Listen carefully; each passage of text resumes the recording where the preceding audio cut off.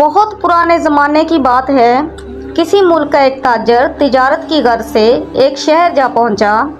इन दिनों तिजारत का ये कानून था कि ताजर जिस मुल्क में तिजारत करने जाता, सबसे पहले वहाँ के बादशाह से मुलाकात करता, अपना सारा सामान दिखाता, उसकी खूबियों से आगाह करता।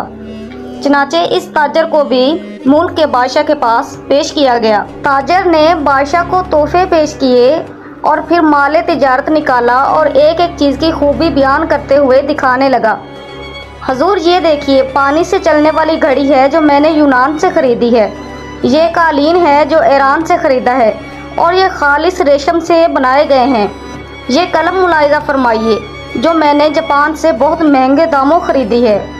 ताजर ने एक एक माल की अहमियत बयान की। बादशाह ने मुस्कुराते हुए कहा, बहुत खूब, तमाम चीज़ें बहुत उम्दा नायाब हैं जो तुमने ईरान, यूनान और जापान से ख़रीदी हैं। लेकिन ये बताओ कि तुम्हें हिंदुस्तान में मेरे शान शयान कोई चीज़ नज़र नहीं आई? ताजर ने बादशाह को मुतासिर करने के लिए कहा, बादशाह सलामत, यूँ तो वहाँ पर आपके शान शयान बहुत सी चीज़ें थी, लेकिन जो चीज़ मुझे पसंद आई उसको हासिल करने के लिए मुझे कुछ अरसा वहाँ क़याम करना पड़ता, जबकि मेरे पास सिर्फ 2 दिन का क़याम था, इसलिए मैं नहीं ला सका। बादशाह ने कहा, भला वो क्या चीज़ थी? ताजर बोला, जनाब, वो एक मोती है और इसकी खूबी ये है कि वो दूसरों को बांटने से बढ़ता है, उसको कोई चुरा भी नहीं सकता और इस मोती से बहुत से जेवर भी बनाए जा सकते हैं। बादशाह ताजर की बात से बहुत मुतासिर हुआ और कहने लगा, मैं उसे ज़रूर हासिल करना चाहूँगा। उसने फ़ौरन अपने एक ख़ास वज़ीर को बुलाया और उसे हदायत की कि अब वो कीमती मोती लेकर ही लौटे। वज़ीर अपने मकसद के लिए निकल पड़ा। जंगलों, समंदरों, पहाड़ों और सहराओं, गर्ज के हर जगह की खाक छान मारी, वादी वादी घूमा, हर जगह हर शख्स से इस नायाब मोती के बारे में पूछा, मगर हर शख्स ने यही जवाब दिया कि ऐसा तो कोई मोती है ही नहीं जो चोरी ना हो सके या इससे बहुत सारे जेवर बन जाए। लोग इसकी बात सुनकर हंसते और कहते, मुसाफिर पागल हो गया है। यूं ही महीने बीत गए, नाउमीदी के साए गहरे होने लगे, मगर बादशाह के सामने नाकाम लौटने का खौफ इसको चैन नहीं लेने देता था। वज़ीर ने हर मुमकिन कोशिश कर ली कि उसे कोई ऐसा मोती मिल जाए, लेकिन ना मिला। आखिरकार इसने वापसी का इरादा कर लिया। वज़ीर अपनी नाकामी पर ज़ारो कितार रोता जंगल से गुजर रहा था। रात खासी बीत चुकी थी और वो थक भी गया था। एक दरख्त के पास आराम करने के इरादे से लेटा ही था कि उसी लम्हे एक रोशनी अपनी जानिब बढ़ती नज़र आई। पहले तो वो डर गया, मगर फिर एक आवाज़ ने उसको हौसला दिया, अरे नौजवान, डरो मत, मैं एक अच्छी परी हूँ। बताओ तुम्हारे साथ क्या मसला है?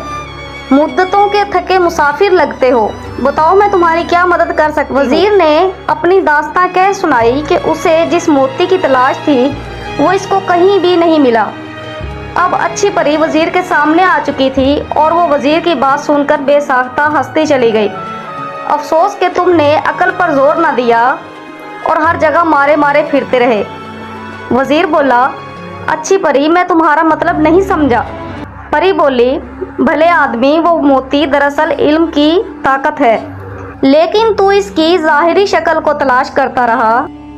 इल्म तो एक ऐसी शय है जिसे हज़ारों नाम दिए जा सकते हैं। कहीं उसे फलदार दरख्त कहते हैं तो कभी उसे सूरज से तशबीह देते हैं और उसे समंदर भी कहा जाता है, लेकिन उसे कोई चुरा नहीं सकता। लेकिन इससे जेवर बनाने वाली सिफ्त? वज़ीर ने हैरत से पूछा। परी ने मुस्कुराते हुए कहा, इल्म की बहुत सी सिफात हैं, तुम इस मोती की सूरत क्यों तलाश करते हो? याद रखो, हर शय की तासीर का ताल्लुक उसके नाम से नहीं होता, बल्कि उसकी अंदरूनी खूबियों की वजह से होता है। इस तरह इल्म भी एक नायाब मोती है, जिसे ये हासिल हो जाए वो उसे पहनकर ऐसे ही सज जाता है जैसे इंसान काफ़ी सारे जेवर पहनने के बाद सज जाता है। और ये ऐसा जेवर है जो बांटने से मज़ीद बढ़ता है और इसे कोई भी चुरा नहीं सकता। वज़ीर बड़े गौर से परी की बात सुन रहा था। वो बिल आखिर कायल हो गया कि वाकई इल्म एक ऐसा मोती है कि जिसके पास हो वो दरअसल दुनिया के सबसे कीमती जेवर का मालिक बन जाता है। वज़ीर ने परी का शुक्रिया अदा किया, जिसके बाद अच्छी परी वहाँ से गायब हो गई। अब वो वज़ीर بہت خوش تھا، اپنی کامیابی کے گیت گاتا اپنے ملک روانہ ہو گیا۔ وہاں پہنچ کر اس نے بادشاہ کو علم کے موتی کے بارے میں بتایا اور سمجھایا تو بادشاہ بھی پری کی بات سے قائل ہوا کہ علم ہی وہ موتی ہے جسے کوئی بھی چرا نہیں سکتا۔